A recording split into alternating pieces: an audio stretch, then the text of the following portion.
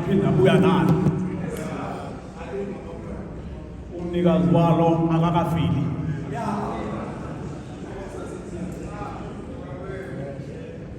wafembhali ihashe beliqatyelwa ngutata omkhulu wathi utata masithabathele ihashe kuba selilela lapha ekhaya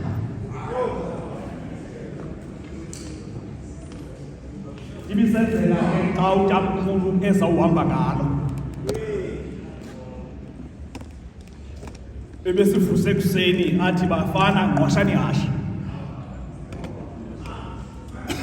selingqwashe ihashe sawugqibula ingqwasha athi utamkhulu akhe into ujika kulala lingaphesheya unjawunjeki ulibethe liphale nathi singene kulo ihashe siyokujika kulala lingaphesheya silibethe liphale xa lifika apha athi utamkhulu alikalili awuphinde mfana ujike nje noba lapha ezantsi kwegadi ude libili ihashe ngenye imini ndambuza tamkhulu ithini le nto wathi ndenze balithuma igrandi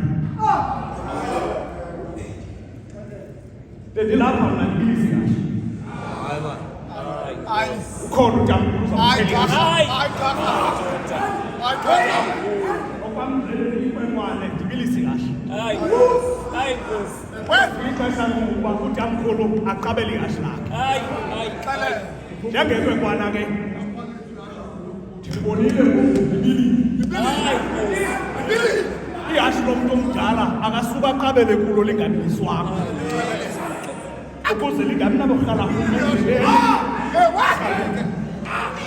libilile ndinika utamkhulu aqabele hymn number 36 ulihlathi lethu Thixo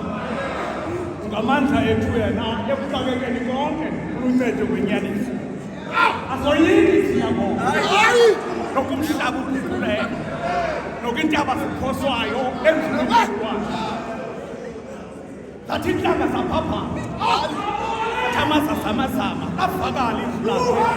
zasasabikho zona uyehova wemikhosi unguThixo wethu yena